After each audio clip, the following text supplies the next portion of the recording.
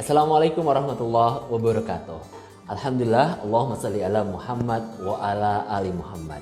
Halo teman-teman semuanya, jumpa lagi kita di acara It's About Life. Kali ini sangat spesial.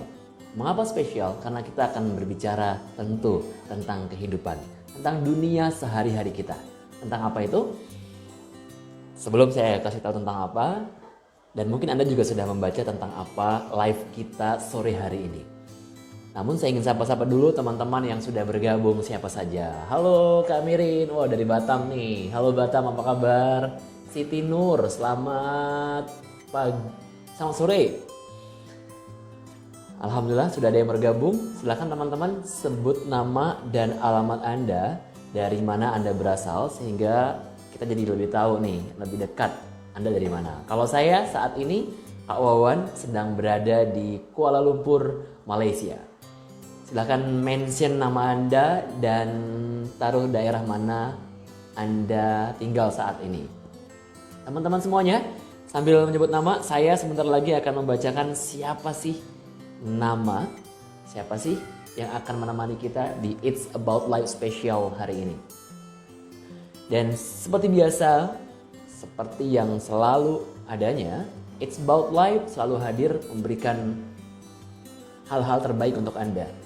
Suguhan perbincangan yang memiliki nilai manfaat tentang hidup kita. Kemarin kita sudah bahas tentang membasuh luka pengasuhan. Kemarin juga dengan Kak Tari kita membahas tentang bagaimana dampak perilaku orang tua kepada anak-anak. Kita juga sudah pernah ngebahas tentang hal yang sangat luar biasa, yaitu bagaimana merdeka dari masa lalu. Dan hari ini kita akan membahas yang dekat dengan kita. Dekat dengan anak-anak, dekat dengan remaja, dekat dengan para pemuda. Siapa itu? Apa itu? Tema kita hari ini adalah bagaimana agar anak tidak kecanduan gadget dan pornografi. Siapa pembicara kita? Baik, saya akan langsung sapa. Yang akan mengisi materi hari ini adalah sangat istimewa. Beliau adalah Kak Sinyo Egi. Siapa Kak Sinyo Egi? Beliau adalah aktivis yang sangat aktif terlibat dalam melindungi anak-anak dari kecanduan gadget, pornografi, dan penyimpangan seksual. Beliau ini banyak berbicara tentang bagaimana agar anak-anak muda makin produktif, makin aktif, dan makin produktif. Beliau juga banyak sekali menulis buku. Salah satu bukunya adalah agar anak kita nggak LGBT. Lalu buku-bukunya sangat banyak karya-karya beliau, dan beliau sudah banyak sekali berkontribusi untuk para pemuda agar tidak kecanduan game dan tidak kecanduan gadget. Kita sapa saja beliau, Kang Sinyo Egi. Semoga sudah bergabung ya. Yuk.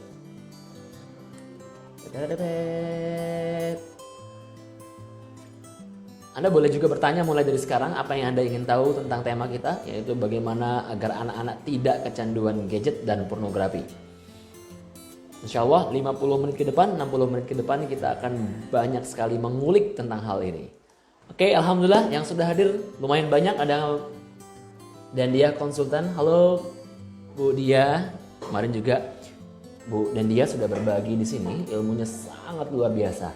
Saya sarankan teman-teman yang mau tahu tentang anger management, bagaimana membasuh luka pengasuhan, Anda boleh belajar dari Bu dan dia, Pak Dandi dan Bu Dia. Alhamdulillah Denta join, kemudian Anissa, Amikro, Mbak Marlina, Mbak Lina, Mbak Yuliandi, Sumantri, Haliasni, Sumantri, oh banyak banget yang gabung, Alhamdulillah. Baik, Kak Sinyo Egi nampaknya sudah siap. Kang, saya undang dulu Kang ya.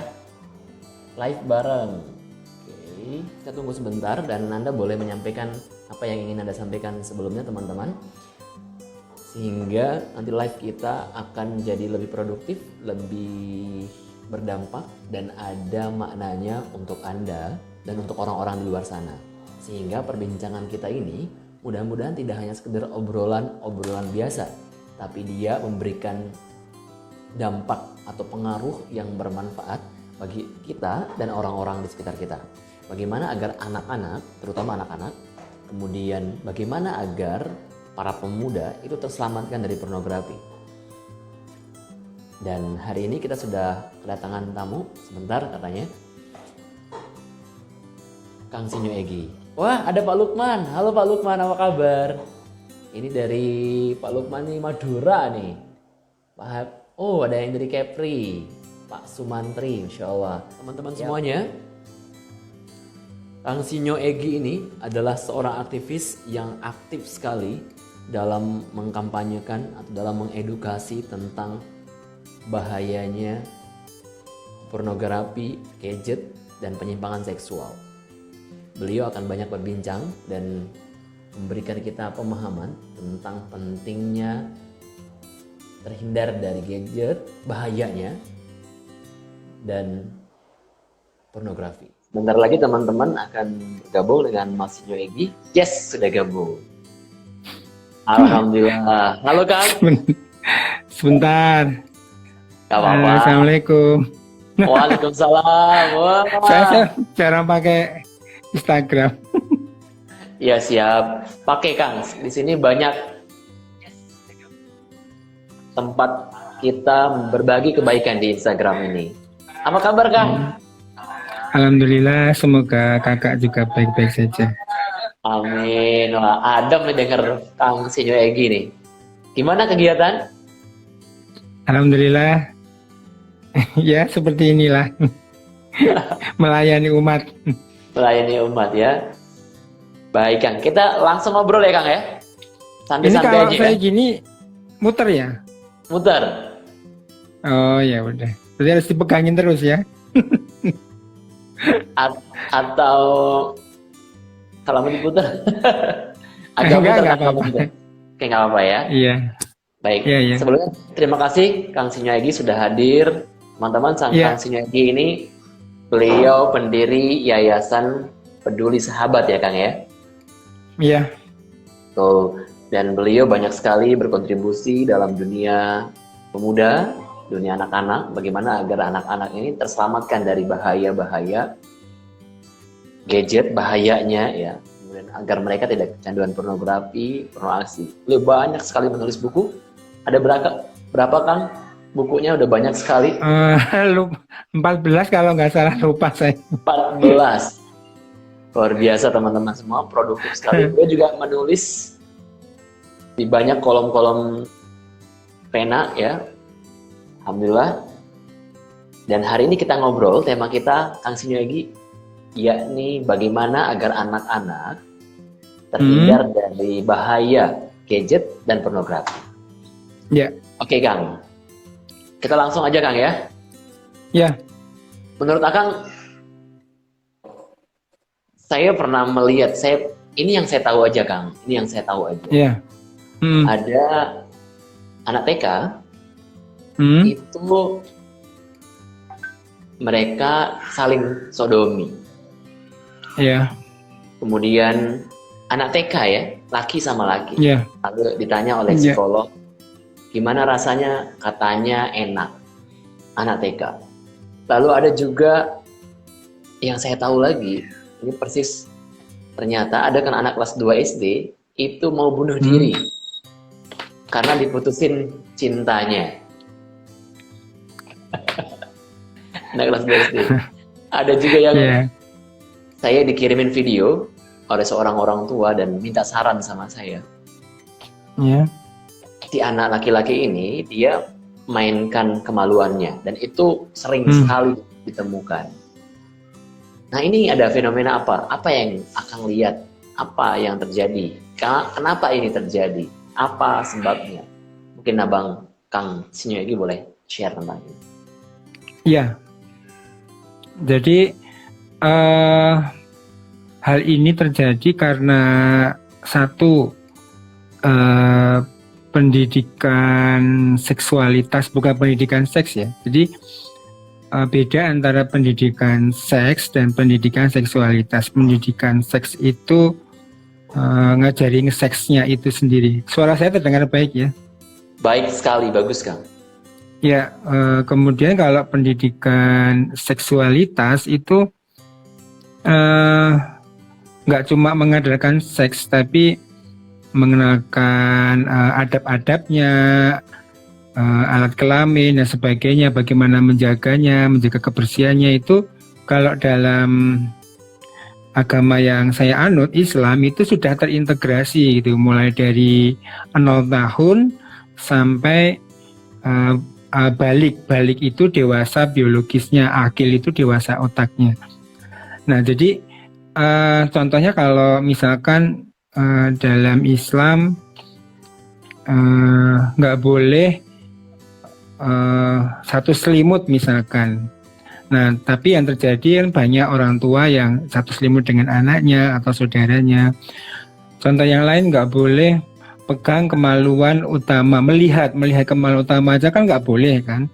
Tapi yang terjadi kalau kita punya anak gitu, malah dimainin alat kelaminnya ketika memandikan dan sebagainya, seperti itu. Jadi nilai-nilai pendidikan seksualitas yang diajarkan oleh Islam itu sudah banyak ditinggalkan.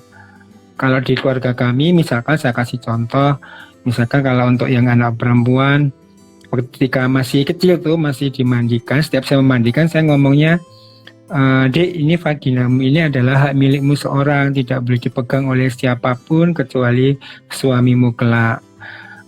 Bapak sama ibu, Abi sama Umi, saya kan manggilnya mereka Abi sama Umi. Abi sama Umi cuma boleh memegang ketika memandikan, menceboi, sama ketika vaginamu terasa sakit dan harus diperiksa. Itu terus selama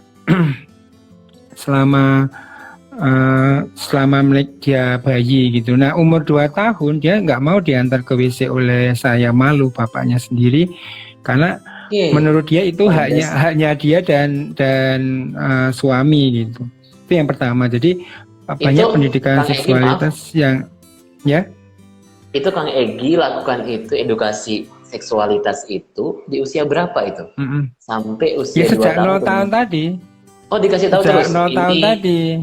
Ini namanya. Iya, masalah tadi. Oh ya, sampai dia sudah nggak dimandikan ya. Jadi kan kita sudah, kalau sudah nggak dimandikan dia sudah paham gitu. Nah, kemudian itu tadi yang pertama. Jadi banyak pendidikan seksualitas yang sudah ditinggalkan oleh orang tua zaman now, atau mungkin nggak tahu ya.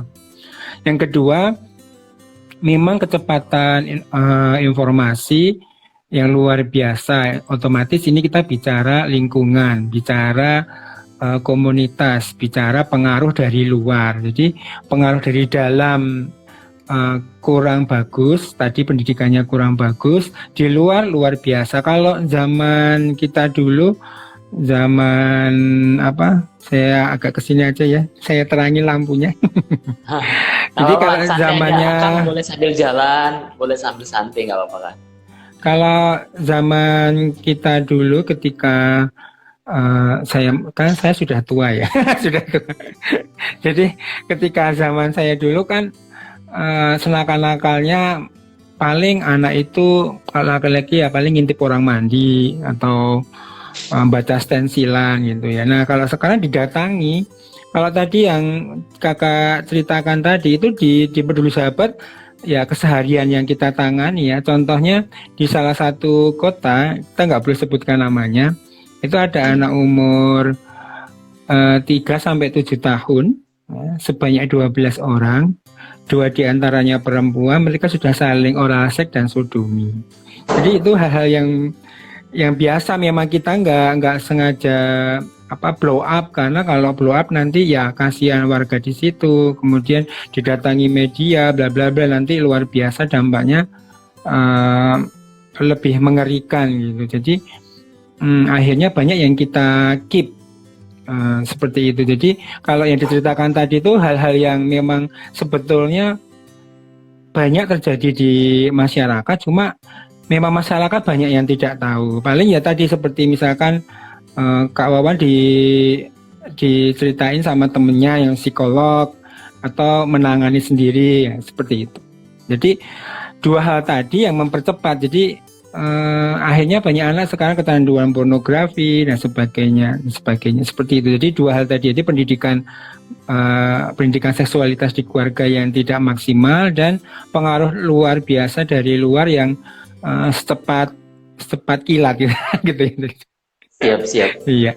Berarti kalau Kang Sinyo Egi melihat bahwa pengaruhnya lingkungan itu apa saja aspek-aspeknya, Kang?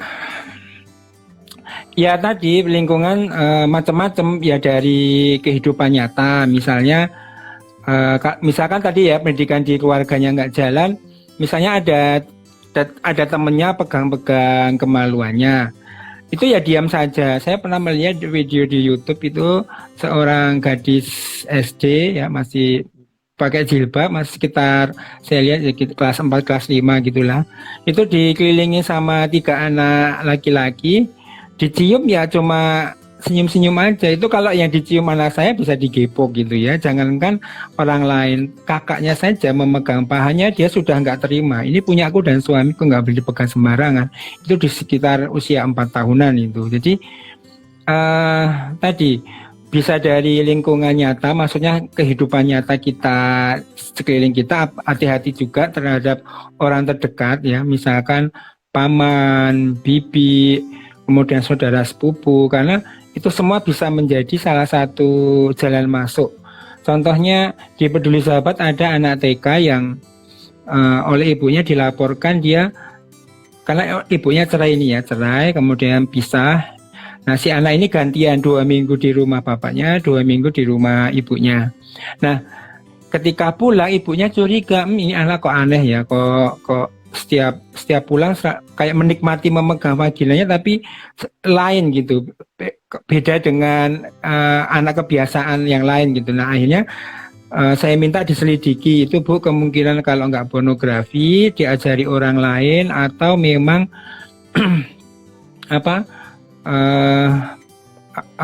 putus susuan itu kan dia membutuhkan sesuatu pengganti ketika dia putus susuan. Tapi kalau putus susuan nggak mungkin karena dia sudah TK. Kemudian saya suruh mencari, kalau nggak diajari orang lain ya pornografi. Ternyata mau tahu yang ngajari adalah pamannya. Jadi ketika dia main di rumah bapaknya, omnya itu menyuruh dia untuk mengoralse, jadi disuruh mengoral punya pamannya, sekaligus dipegang kemaluannya, seperti itu. Itu yang pertama. Nah, yang kedua dari media. Jadi media ini pengaruhnya luar biasa. Jadi kalau zaman ya lingkungan tadi kan kehidupan nyata, dan yang kedua media maya. Jadi maya itu juga sama saja pengaruhnya.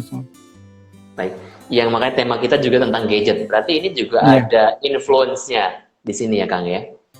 Kalau untuk media itu memang dari dulu, sejak awal ada internet, pornografi adalah pemasukan terbesar di bidang internet ya. Itu memang pemasukan terbesar. Nah, sejak ada media sejak ada media sosial dia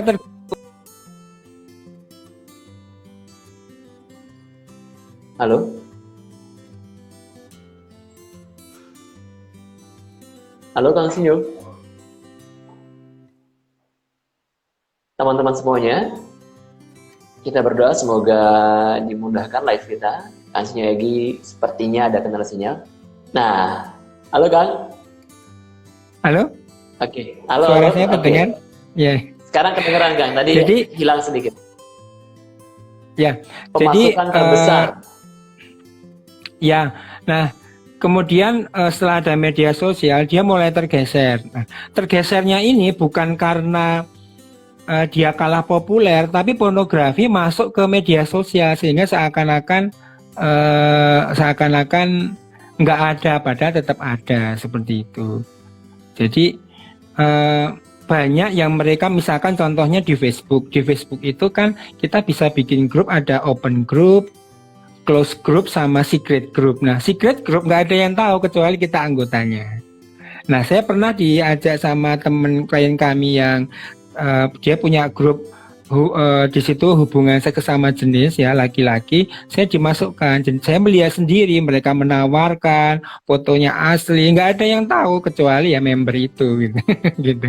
Jadi sebetulnya bukan menurun ini, tapi karena terjadi pergeseran tadi ya. Seperti itu. Oke.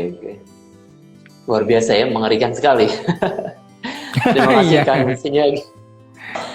Artinya memang sebagai orang tua, bagaimana agar gadget ini kita bersahabat dengan gadget, bukan justru jadi bahaya seperti ini. Kira-kira untuk case gadget ini, apa yang perlu lakukan? Sebelum nanti kita ngobrol lagi tentang pornografi itu, Kang. Ya, sebetulnya kalau idealnya itu kan sterilisasi. Jadi yang kotor-kotor dibersihkan gitu. Itu idealnya. Cuma kan nggak mungkin, karena kalau sterilisasi otomatis kan kita membunuh orang yang jahat, kemudian membunuh media kan nggak mungkin gitu. Akhirnya ada alternatif kedua, yaitu menumbuhkan imunitas. Menumbuhkan imunitas itu seperti kalau di biologis itu kita memasukkan bakteri atau virus yang sudah dilemahkan, kemudian dia akan mempelajari itu, kemudian dia punya sistem kekebalan itu. Nah, anak-anak mestinya seperti itu. Jadi kalaupun dia mengalami misalkan tanpa sengaja melihat pornografi, ya dijelaskan apa dampaknya dan sebagainya. Nah, hal ini memerlukan yang namanya kedekatan antara anak dan orang tua. Jadi orang tua harus jadi sahabat anak. Nah, solusinya cuma ada dua: satu, komunikasi yang sehat; dua, hubungan yang erat antar keluarga. Komunikasi yang sehat indikatornya ada dua: A, jujur, terbuka tapi tidak vulgar. Seumur hidup saya dan istri saya belum pernah sekalipun berbohong sama anak-anak. Apa manfaatnya? Si anak selalu percaya dengan omongan kita gitu. Yang kedua, tatapan mata. Jadi setiap anak kita ngomong ke kita melihat atau memandang wajah dia untuk menghargai dia, sehingga terjaga komunikasi itu. Nah, selama ini banyak orang tua yang untuk komunikasi aja udah nggak jalan kan. Anak sering diremehkan, kemudian sering dibohongi, akhirnya komunikasinya nggak sehat. Yang kedua, anak dan orang tua itu saling merasakan. Kalau orang tua memahami anak mungkin bisa, banyak yang sudah tahu, tapi bagaimana caranya anak memahami orang tua? Kita nggak bisa cuma kata-kata, misalkan dek, mama ini lagi bokek loh. Dia bingung bokek itu apa. Bokek itu apa sih, mah nggak punya uang. Dia kan bingung konsep nggak punya uang. Kok mama belanja setiap hari, papanya masukkan ATM, uangnya keluar sendiri gitu kan. Jadi harus mereka diajak ke pikiran kita sesuai dengan pemikiran mereka. Contohnya kalau di kita misalkan menjelaskan keadaan ekonomi kita, ya saya jelaskan ini gaji bapak sekian, untuk bayar listrik sekian, bayar PDAM, bayar sekolah, sisanya sekian untuk makan sehari-hari. Makan sehari-hari itu habisnya sekian. Dia jadi tahu keadaan, oh orang tua aku miskin misalkan seperti itu. Nah, banyak yang miss di sini. Nah, ini akan menjadi landasan apapun, termasuk tadi soal gadget, soal pornografi, itu macam-macam nanti. Contohnya misalnya orang tua sering nggak jujur, misalkan anaknya disuruh untuk tidak kecanduan gadget. Jam 9 malam, tidur, besok sekolah gitu kan. Tapi orang tuanya masih pegang gadget, nonton drama Korea, nonton Chelsea lawan, nggak bisa gitu. Jadi harus bersama, dimulai dari orang tua. Intinya seperti itu. Jadi emang tidak sesuai antara apa yang orang tua lakukan dengan apa yang dikatakan ya, sehingga anak-anak tidak mendengar apa yang disampaikan orang jadi tua. Kalau di kita di Jawa itu ada namanya jarkoni, iso ngajar nggak iso ngelakoni gitu. Jarkoni iso ngajar nggak bisa ngelakoni. Ngelakoni, iya. Saya mau belajar ya bahasa Jawa. Oke Kang, luar biasa sekali ini. Dia ada yang bilang wah mengerikan, innalillahi wa inna ilaihi rajiun. Ada yang komentar nih macam-macam nih, banyak sekali. Kang, jadi tadi misalnya berarti kita perlu terbuka dengan anak-anak. Gini kondisi ayah, gini kondisi ibu. Lalu juga itu juga akan berdampak. Ya, dengan bahasa mereka. Jadi siap. Dianalogikan, dikasih contoh, dikasih model seperti itu. Cerita ya. Dengan cerita-cerita kita bisa jelasin mereka. Ya, Baik. jadi ini kan misalnya sekaligus jawab nih dengan menjelaskan pengeluaran walaupun usianya masih kecil bisa. Jadi nggak harus menjelaskan misalkan gaji saya 4 juta, misalkan betul-betul dijelaskan 4 juta bisa. Misalkan ini loh Dek, ini kan rumah tangganya Bapak dan Ibu. Gajinya misalnya 5.000 nih. Untuk bayar listrik 500, untuk sekian 500, sisa 1.000 untuk makan tuh. Jadi kita kalau mau ke mall nunggu nabung dulu. Nah, seperti itu. Jadi disesuaikan dengan umurnya. Kalau anak saya karena waktu itu sudah TK dan SD sudah paham ya nggak masalah. Siap. Baik Kang. Terima kasih banyak teman-teman yang masih mendengar, yang menyimak saat ini. Silakan Anda boleh bertanya di kolom chat. Anda boleh share apa yang Anda ingin sampaikan ke Kang Sinyogi. Mumpung ini beliau praktisi, mungkin banyak meneliti tentang ini dan banyak menangani kasus tentang hal ini ya. Jadi ini kesempatan banget buat teman-teman bertanya. Kang, tentang kita kembali ke tentang pornografi. Berarti ini antara gadget dan pornografi ada kaitannya nggak Kang? Ada kaitannya? Oh, ya ada. Jadi gini. Kita harus membedakan dulu antara hubungan itu kan kaitan dan penyebab. Jadi itu harus dibedakan dulu. Jadi gini, misalnya Kak Wawan mau mendirikan masjid seharga 1 miliar, ya. Nah,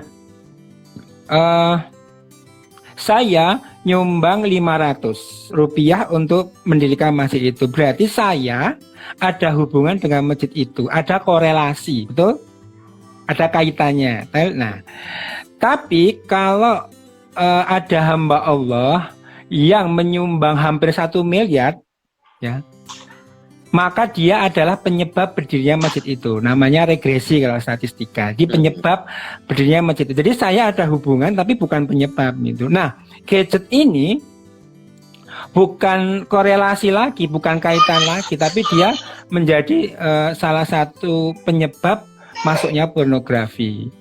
Jadi banyak sebab orang kecanduan pornografi, kecanduan seks lewat gadget. Jadi gara-gara gadget istilahnya seperti itu. Jadi bukan berkorelasi lagi, tapi korelasinya signifikan atau kuat. Oh. Lalu gimana, apa yang perlu orang tua lakukan, Kang? Ini kan ya, bahkan tadi, ada yang sudah udah dikasih gadgetnya, kasih pulsanya, kasih wifi-nya. Ya tadi menumbuhkan imunitasnya Kak, bukan sterilisasi. Kalau sterilisasi itu paling efektif sampai usia 5 tahunan ya. Misalkan aplikasi, kita bisa menanamkan aplikasi di gadget, di komputer untuk anti pornografi. Lah mau sampai kapan coba? Anak SD sudah bisa mencari antinya pornografi gitu. Itu mencari antinya anti pornografi. Lebih advance lagi ya. Iya, nah akhirnya apa yang ditumbuhkan imunitasnya tadi, 2 hal tadi. Misalnya anak saya tanpa sengaja melihat pornografi, ya dia ngomongnya ke kita, nggak ngomong ke orang lain. Bi, tadi aku main GTA San Andreas, terus pas di pantai punya aku ini, kemaluanku minta maaf di ORAL, sama ngomongnya di bahasa Jawa ya, bukan ORAL, itu punya sama mbak-mbaknya, aku nggak mau. Astagfirullah, itu namanya oral seks day. Ya, dijelaskan dampaknya seperti ini. Nih kalau kamu nonton pornografi, saya liatin video dampaknya kalau melihat pornografi seperti apa di otak, dia paham. Nah, sehingga ketika dia mau menonton lagi, mikirnya berulang-ulang, oh nanti aku kalau nonton akan kecanduan, kalau nonton aku inget Tuhan dan sebagainya, seperti itu. Itu namanya imunitas. Baik. Berarti betapa pentingnya seorang orang tua menguatkan imunitasnya itu dengan cara berkomunikasi dengan mereka. Iya, komunikasi dan hubungannya erat, ya. Ya, hubungan yang erat, kemudian komunikasi yang efektif, tadi tatap matanya, kemudian dengan perumpamaan, bahkan tadi juga bisa dengan video ya Kang ya. Ini bahayanya pornografi. Ini itu manfaatnya media, manfaatnya media. Ya, itu kita mencarikan, misalnya contohnya ada anak yang pacaran boleh atau enggak. Oh ya, kita jelaskan agama dulu kan, secara agama seperti ini. Nah, secara ilmu pengetahuan, jadi anak manusia itu selalu ada 2, keimanan ya, ketuhanan dan sebagainya, dan yang kedua akal pikiran khalifah di bumi kan dia. Nah, kalau cuma dijelaskan salah satu akan timpang. Jadi dijelaskan juga nih loh dampaknya. Itu nanti bisa cari di video di internet itu di situ saya lihat ada laki-laki dan perempuan disorot pakai semacam itu ke apa? Alat untuk merangsang panas di tubuhnya. Nah itu nanti kalau laki-laki dan perempuan, awalnya laki-laki itu dimulai dari libidonya dia memanas, kemudian ke jantungnya dia, ke pikiran dia, terus ke tangannya. Nah tangannya menyentuh si perempuan, nah dari perempuan itu dari tangannya ke pikirannya, ke jantungnya, baru ke vaginanya, seperti itu. Nah itu kan dijelaskan ke anak lebih bisa menangkap gitu. Dari sekedar misalkan zina itu nggak boleh bla bla bla dan sebagainya. Maksudnya dua-duanya dijelaskan. Jadi dua-duanya dijelaskan sehingga dia seimbang ketika mendapatkan penjelasan secara objektif baik dari ilmu pengetahuan dan agama, dia akan lebih siap seperti itu. Justru dengan begitu anak-anak akan tahu apa dampak buruknya, apa mengerikan buat dia, mengapa dia harus hindari, bukan karena tidak diancam oleh orang tua, tapi karena kesadaran sendiri. Betul ya kan? Kesadaran sendiri itu namanya imunitas. Nah itu kan perlu tadi media, logika, contoh. Kalau cuma dibilangin, nanti kalau kamu kebanyakan nonton, kamu jadi kecanduan pornografi, jadi pemerkosa. Kan bingung dia, pemerkosa itu apa, kecanduan pornografi itu apa? Karena belum ada gambaran bagi dia. Baik Kang. Ya. Ini memang kalau untuk pornografi, untuk anak-anak, untuk remaja, dan untuk kita yang dewasa, apa bahayanya Kang? Walaupun mungkin banyak dibahas ya di luar sana, tapi mungkin Kang ada. Ya sama aja, nanti bisa terjadi penyimpangan seks. Misalnya di klien kita ada anak SMA yang sudah dia kecanduan BDSM. BDSM itu kalau gairahnya seks muncul ketika melakukan penyiksaan, hukuman. Jadi disiksa dulu, dihukum dulu pasangannya, baru dia bangkit gairah seksnya. Nah, itu padahal saya tanya, kakak sudah melakukan hubungan seks belum? Jadi gara-gara dia menonton pornografi, dia jadi bergairah dengan membayangkan kalau pasangannya disiksa dulu. Nah seperti itu. Nah kalau yang sudah beristri, bersuami, ya bisa melakukan nanti ada yang namanya tukar pasangan, ada yang pokoknya macam-macam lah gitu. Jadi tetap itu saja sama. Itu banyak terjadi juga ya Kang ya? Iya, namanya swinger, jadi swing, jadi bertukar pasangan, mencari sensasi gitulah, mencari sensasi, challenge untuk seperti itu. Itu akan mengerikan sekali ya Kang untuk dampak kedepannya dengan keluarga, dengan dirinya, keluarganya. Iya kan jadi gini Kak. Nilai-nilai moral, karena kalau kita bicara masalah di Eropa dan Amerika, is oke saja, orang mau free sex, mau apa, mereka tetap negara maju. Tapi kan poinnya bukan itu, bukan masalah negara maju atau tidak, tapi keberkahan di situ. Karena memang kita kan masih mempercayai adanya agama, ya maksudnya kita percaya adanya Allah, adanya Tuhan, sehingga bukan cuma negara maju, negara tidak maju, bukan cuma soal ekonomi dan sebagainya, tapi kita juga mencari, ini berkah apa tidak, karena berhubungan dengan akhirat nanti. Baik Kang, saya mau tarik nafas dulu. Ini ada yang tanya, mau dijawab? Iya, saya mau sekarang kita ke pertanyaan. Terima kasih banyak Kang. Saya mau tarik nafas dulu, dan teman-teman ini sudah banyak sekali yang bertanya.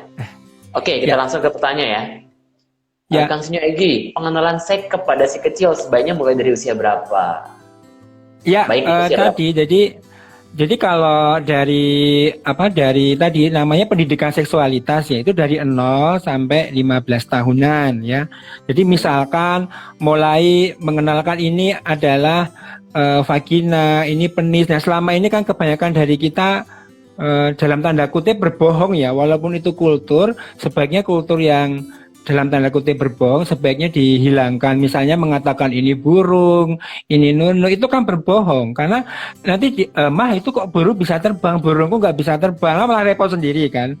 Bahkan ada yang memberi nama, misalkan dikasih nama Cici, nama cucu gitu. Nah ketika si anak itu masuk TK ternyata ada yang namanya Cici gitu kan, dia bingung.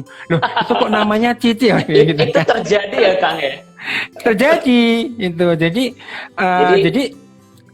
Jadi namanya pendidikan seksualitas ya, bukan pendidikan seks, itu mulai dari 0 sampai 15 tahun. Nah, biasanya anak tanya seks itu di usia 5 sampai 6 tahun. Nah, pertanyaannya biasanya, Mah atau Pah, aku asalnya dari mana? Nah, itu pertanyaan seks sebetulnya, kan mengarah ke seks.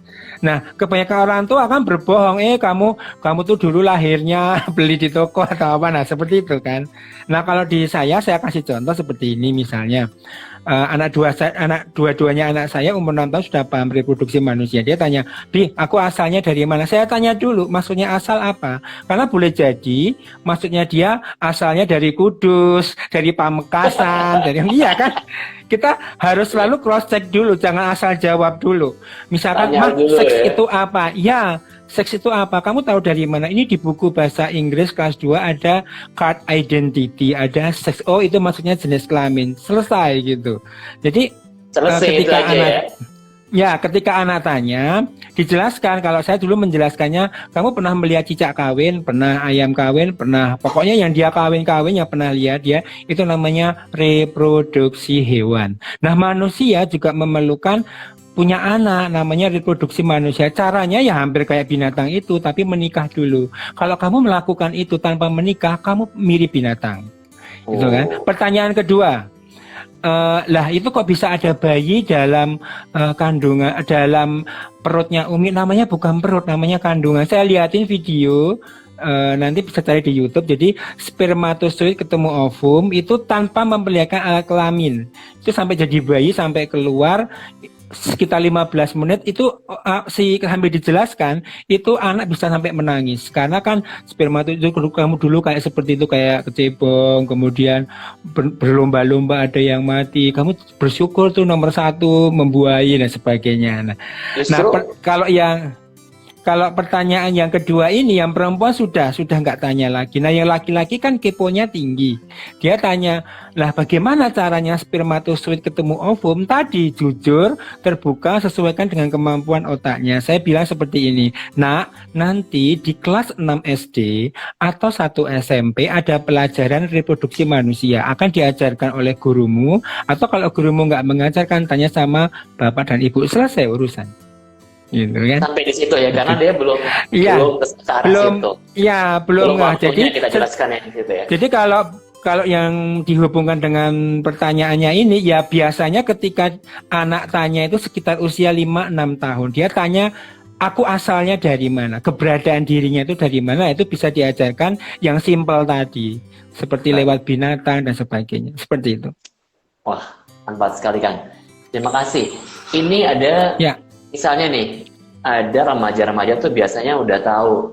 Kalau saya juga pernah tuh ke SMP, SMA, dan saya foto yang bukan seksi sih, agak mungkin terbuka, ada cewek aja di sana. Dia akan langsung kayak ngebayangin sesuatu. Nah, ini ada yang nanya nih dari Mbak Siro. Kang Sinyo, kalau kita edukasi ke remaja usia SMP, SMA yang udah mulai mengerti tentang seks, bagaimana supaya tidak malah mendorong mereka melakukan atau malah mengundang keinginan tahuan mereka? Gimana Kang? Jadi dijelaskan secara tadi 2 hal tadi. Misalkan itu dia misalkan dari sekolah umum atau sekolah yang beragama. Kalau sekolah umum ya, yang pertama yang dijelaskan soal keimanan sesuai dengan agamanya masing-masing ya. Kalau dia sekolahnya khusus tentang misalkan Islam atau Nasrani ya disesuaikan dengan agamanya masing-masing. Nah, yang kedua tadi dijelaskan secara objektif ya, bahwa iya kamu memang ada rasa tertarik, rasa suka, tapi nanti ada masanya. Kemudian kalau kamu melakukan tidak pada masanya, akan terjadi, dijelaskan dampak-dampaknya. Contohnya seperti itu. Jadi termasuk misalkan pertanyaan anak SMP SMA, pasti tanyakan sama beliau ini, Bu atau Pak, boleh nggak onani atau masturbasi atau coli gitu. Kalau kita cuma nggak boleh, haram dan sebagainya. Nah, padahal bacaan dia sudah baca yang misalkan jurnal-jurnal kayak CDC dan sebagainya. Dia bacanya, lah aku kemarin Bu baca di jurnal kesehatan internasional bahwa penyebab kanker prostat itu karena kantong spermanya jarang dikeluarkan. Akhirnya kesimpulannya seminggu sekali harus dikeluarkan. Nah, coba bayangkan kalau ini Kak yang bertanya ini dia tidak update ilmu ya kan nggak bisa jawab malah mati kutu kan gitu.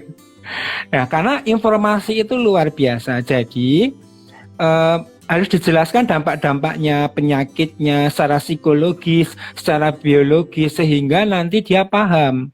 Nah bagaimana caranya ya Bapak Ibu harus update ya update ilmu pengetahuan agama dan update ilmu pengetahuan yang sekarang. Kalau nggak update nanti banyak ketinggalan ya.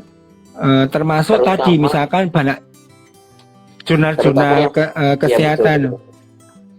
Berarti Iya, intinya juga adalah orang tua benar-benar perlu belajar berkomunikasi, kemudian update tentang iya, apa yang dekat dengan iya, usia anaknya. Kalau dia 7 iya, tahun ke termasuk bawah, dia perlu tahu ya. ya termasuk penyakit-penyakit. Misalkan, kamu nggak boleh itu nanti kena HIV. Nah, dia Bapak Ibu harus paham dulu HIV itu apa, AIDS itu apa, sehingga jangan sampai nanti salah menjelaskan gitu. Ya. Sehingga nanti Oke. dia percaya sama yang luar daripada penjelasan dari Bapak Ibu gurunya atau orang tuanya. Baik, teman-teman semuanya, ini luar biasa sekali. Berarti orang tua perlu memahami seutuhnya tentang apa yang dibicarakan dengan anaknya. Sehingga dia bisa menjelaskan dengan bahasa anak-anak, Iya, bahasa muda, dan iya seterusnya. kan belajar sampai sampai dari ayunan sampai liang lahat Ya, kan. baik Kang. Ada pertanyaan lagi Kang. Ini banyak banget yang nanya Iya, Kang. Cara ngalihin iya, anak dari kecanduan gadget gimana Kang? Oh, iya. Satu pertanyaan 500.000 ya. gampang. Ya, cara mengalihkan anak dari kecanduan gadget. Oke, jadi Heeh. mestinya ada pembahasan sendiri. Jadi kita harus membuat kriteria dulu. Apa sih kecanduan? Apa sih normal? Apa sih maniak? Nah, kalau di kita normal itu 1 kali 24 jam. Kalau dia tidak pegang elektronika dalam bentuk apapun ya, gadget itu dia baik-baik saja, dia normal. Kecanduan itu dalam 1 kali 24 jam tidak memegang elektronika dalam bentuk apapun, dia merasa rasa gelisah tapi masih bisa ditangani, itu dia kecanduan. Nah, maniak itu sudah tidak bisa mengkoordinir dirinya sendiri, jadi nggak mandi sebulan. Bayangkan nggak mandi sebulan, nggak mandi seminggu, nggak mau makan, nggak mau beribadah, nggak mau sekolah, itu udah maniak. Nah, pertama tadi orang tua harus jadi contoh yang baik. Jangan-jangan yang tanya ini juga kecanduan kan? Iya kan? Anaknya kecanduan, orang tuanya kecanduan. Saya kasih contoh. Misalnya, saya lihat kalau di Jabodetabek itu kita kalau naik KRL, naik komuter lain itu ada kan ibu-ibu sama anaknya di bagian tempat duduk khusus. Anaknya suruh melihat luar jendela, tuh lihat bagus banget gitu kan. Ibunya main gadget. Anaknya bosan, mah pinjem dong gadgetnya, ntar kamu kecanduan. Nah, padahal si orang tuanya sendiri kecanduan gitu. Jadi harus dimulai dari kedua orang tua gitu. Jadi Yes. iya, itu mulai dari kedua orang tua. Jadi terus mudahnya yang kedua, ini saya potong aja ya karena kan terlalu lebar. Yang kedua, kita cari penggantinya, nggak bisa cuma dilarang-larang. Kita harus cari alternatif penggantinya apa. Kalau orang tua ya pekerjaannya banyak ya, mencuci, ya memasak. Kalau yang laki-laki ya ngurusin pekerjaan kantor. Sekarang bayangkan Bapak Ibu anak TK atau SD udah. Dek, kamu nggak main gadget, oke? Suruh ngapain? Kamu kerjakan belajar, sudah. Suruh ngapain? Ya sudah, terserah kamu. Bingung kan? Gitu. Jadi harus dicarikan alternatif yang sehat, diajak bermain bersama, diajak aktivitas yang menyehatkan, nah ini kita bicara normal ya, bicara nggak ada pandemi, nggak ada corona. Kalau bicara corona atau pandemi maka diturunkan ukurannya. Misalkan seperti ini, kalau secara umum menurut ahli syaraf itu anak di bawah umur 2 tahun maksimal boleh terpapar elektronika itu 2 jam selama seminggu. Jadi satu hari itu sekitar 10-12 menit. Bayangkan anak Bapak Ibu udah berapa jam coba. Itu anak umur 2 tahun ke bawah. Anak 2 tahun ke atas itu maksimal 2 jam per hari. Itu kalau normal ya, kondisi normal. Nah, di masa pandemi ini maka diturunkan itu karena maksudnya nggak bisa kalau cuma 2 jam karena stres dia stres, orang tua stres, guru stres, semua stres. Akhirnya apa, emosi semua. Jadi ditambahkan tapi dikasih jeda. Misalnya kalau di anak saya kita kasih waktu yang awalnya 2 jam, di masa corona ini 5 jam. 5 jam itu setelah subuh sampai jam 9 1 jam, terserah mau ngapain. Jam 9 sampai jam 12 1 jam, terus sampai menjelang tidur 1 jam seperti itu. Jadi kita ngasih solusi gitu. Kalau cuma udah kamu jangan main game, tapi dia disuruh ngapain, nggak ada kegiatan apa-apa, ya bingung dia. Gitu. Jadi carikan alternatif yang mengembirakan, yang menyenangkan. Contohnya misalkan nih ibu punya itu kantung sampah yang kecil itu, kemudian ambil koran bekas. Nah, ibu sambil setrika kan bisa, misalkan, Dek, siapa yang bisa memasukkan di keranjang sampah ini 5 bola kertas ini yang paling banyak, ntar tak beliin es krim. Itu kan seru, itu bisa 2 jam sendiri main itu. Jadi membunuh waktu dengan cara yang bermanfaat. Jadi dikasih solusi. Baik. Itu simpelnya seperti itu. Siap langsungnya. Dikata Mbak Dari, jadi ngelarang itu kudu solutif ya katanya. Iya. Betul ya? Iya, kata aku aja. Itu kata Mbak Dari nih yang di chat Bang. Katanya kalau mau ngelarang berarti punya solusi dong buat anak-anak. Kalau nggak boleh main gadget, lalu main apa? Kalau nggak ini, lalu hal apa yang produktif? Iya, betul. Nah, celakanya orang tua udah kehilangan waktu kan dengan gadgetnya. Betul, itu orang tua malah yang kecanduan ya. Orang tua yang perlu diterapi. Orang tua yang perlu. Sekarang gini Kak, coba tanya tuh emak-emak ya, tanya emak-emak. Kalau nonton drama Korea itu ngakunya aku mau nonton 1 episode saja. Tapi bisa sampai pagi tuh nonton berepisode. Karena saya tahu pengalaman. Terbawa mereka ya, luar biasa sekali. Baik Kang, lalu kita ini udah mau 1 jam loh Kang, udah nggak kerasa. Terima kasih banyak. Udah mau habis waktu kita, tinggal 5 menit lagi.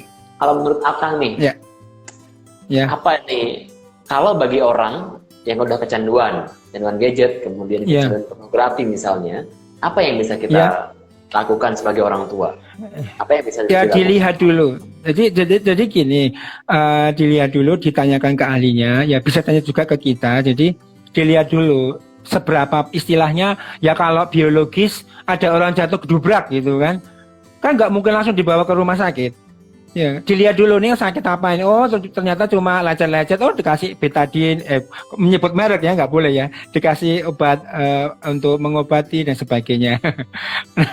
Nah, sama di psikologi juga seperti itu. Nggak semua harus ke psikolog, ke psikiater. Dilihat dulu, oh ini tampaknya ini Kak Sinyo, dia kalau sudah kecanduan tuh menggeser-geser penisnya di ini dan sebagainya. Oh Bu, ini harus ditangani ke psikolog bla bla bla dan sebagainya. Dilihat dulu. Jadi intinya ada yang bisa ditangani sendiri oleh orang tua, ada yang memang harus perlu dibantu, diarahkan oleh psikolog dan sebagainya, atau bahkan dia perlu diterapi langsung. Jadi ada 3 tahapan. Ada yang cukup dibantu orang tuanya, ada yang perlu dibantu orang tua tapi pengarahan dari psikolognya misalkan, atau memang harus diterapi, misalkan ditaruh di tempat rehabilitasi dan sebagainya, seperti itu. Siap. Terima kasih banyak Kang. Teman-teman silakan kalau ada yang mau bertanya, tapi waktunya udah habis. Ini nggak kerasa, akan kerasa nggak udah habis loh waktu kita nih. Ini manfaat banget. Ini diskusi yang langsung membuat orang tarik nafas, mengerikan sekali katanya. Banyak yang bilang inna lillahi wa inna ilaihi rajiun. Iya, betul. Bekal bagaimana orang tua, karena selama ini lupa untuk mengedukasi anak-anak tentang pendidikan seksualitas. Yang dikira pendidikan seksualitas itu adalah seks itu sendiri. Iya, padahal luas jangkauannya. Luas sekali. Bahkan yang tadi yang menarik adalah misalnya selimut sendiri yang sederhana, misalnya selimut sendiri. Itu kan kemudian umur 10 tahun dipisah ranjangnya dan sebagainya. Dan juga bahkan ada yang sampai usia SD tidur bareng tuh orang tua sama anaknya. Iya, masih banyak masih dimandikan. Itu impact-nya juga bahaya ya kan? Itu iya kan juga, dia jadi nggak punya imun kan. Misalnya contohnya, mah aku kebelet pipis, udah pipis di situ aja kan nggak, itu sudah mengajarkan bahwa dia membiarkan auratnya dilihat orang lain. Mestinya ya, kalau di keluarga kami mending kamu ngompol daripada di SR-SR dia. Jadi mending ngompol nggak apa-apa, pulang ganti daripada itu. Makanya saya minta izin ke tetangga, Bu minta izin mau buang air kecil gitu, seperti itu. Siap Kang, terima kasih banyak. Mungkin terakhir, kalau harapan Kang Sinyoegi nih dengan orang tua, kemudian dengan apa yang terjadi saat ini, dengan fenomena-fenomena yang terjadi, apa harapan Kang Sinyoegi? Ya, memang keluarga harus kita solidkan dulu karena semua dimulai dari keluarga ya. Jadi sebelum menikah mestinya calon suami dan istri belajar tentang parenting. Nah, ketika punya anak pun ya mengikuti parenting yang sesuai dengan yang diajarkan baik secara agama maupun ilmu pengetahuan. Gitu. Siap. Sehingga anak-anak kita siap gitu ya. Kalau saran atau nasihat buat anak-anak? Kalau buat anak-anak,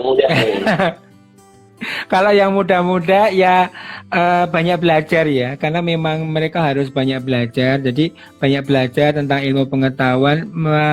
Anak-anak sekarang susah belajar ya. Mereka lebih suka having fun gitu, karena memang hidupnya penuh dengan tekanan atau stres. Jadi padahal belajar itu mengasihkan. Nah, bagaimana membuat si anak ini menginginkan apa yang dibutuhkan gitu, karena anak kan menginginkan, belum tentu yang dia butuhkan. Jadi menginginkan apa yang dia butuhkan. Nah, ini memang tetap kembali ke peran orang tua. Nah, bagi yang masih belum nikah, saran saya ya banyak belajar tentang ilmu agama dan ilmu pengetahuan supaya paham dari dua sisi tadi. Siap. Terakhir Kang, closing.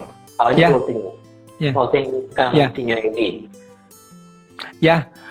Closingnya, karena ini kan kita lebih ke orang tua ya, jadi ya secara umum sih bahwa jangan pernah kita merasa memiliki dunia ini, karena pasti akan kecewa, karena dunia ini hanya amanah, termasuk anak-anak kita, pikiran kita, semua ini titipan yang suatu saat akan diambil tanpa permisi. Nah, akhirnya apa, kita cuma memiliki satu, yaitu Allah. Jadi hidup kita akan tenang ya, apapun yang dihadapi kita akan hadapi dengan tenang, karena semua itu amanah atau ujian dari Allah. Terima kasih Kang, ini luar biasa sekali. Ya, sama-sama. Sharingnya luar biasa sekali. Kalau bukunya akan masih dapat di mana Kang? Di mana bisa didapatkan oleh kalau yang di toko yang masih ada yang logo Butuh Tahu LGBT yang terbitan Kemahin Sani Press. Kalau yang agar si buah tidak menjadi LGBT itu di Peduli Sahabat, karena memang untuk pemasukan kita kan sosial ya, yayasan sosial, jadi untuk pemasukan pegawai kita. Ini. Baik, dan terima kasih banyak. Ini manfaat sekali. Sama-sama. Boleh mensupport. Semoga bermanfaat. Peduli Sahabat. Beliau ini berjuang sekali bagaimana agar anak-anak Indonesia terlindungi, orang tua juga teredukasi, sehingga anak-anak Indonesia, generasi kita menjadi generasi yang kuat dan gemilang ke depannya. Terima kasih banyak. Amin. Sama-sama. Follow IG-nya beliau. Walaupun jarang aktif, follow yang terutama. Nggak aktif saya di IG. Follow, mungkin ini disuruh aktif nih tandanya. Follow Facebooknya Kang Sinyoegi, dan banyak sekali manfaatnya. Teman-teman juga bisa tanya nanti, japri beliau mungkin mudah-mudahan dia berkenan untuk membantu apa hal-hal yang mungkin bisa dibantu oleh beliau. Terima kasih banyak Kang. Semoga Allah mudahkan. Sama-sama. Semoga bermanfaat ya. Sangat bermanfaat kan? Amin. Iya. Lalu yang mendengarkan juga terima kasih banyak Kak Tari dan semuanya. Terima kasih semuanya. Banyak banget. Kak Tiro, Wigwit, Lupiana. Maaf kalau ada pertanyaan yang nggak terjawab karena waktu kita udah habis. Terima kasih Kang Sinyoegi. Semoga sehat selalu. Dan terus ada untuk anak pemuda Indonesia serta orang tua Indonesia. Amin. Masya Allah. Terima kasih banyak. Assalamualaikum warahmatullahi wabarakatuh. Terima kasih banyak kan. Baik teman-teman semuanya, itu tadi dari Kang Sinyoegi. Semoga bermanfaat dan kita kembali ke depan di It's About.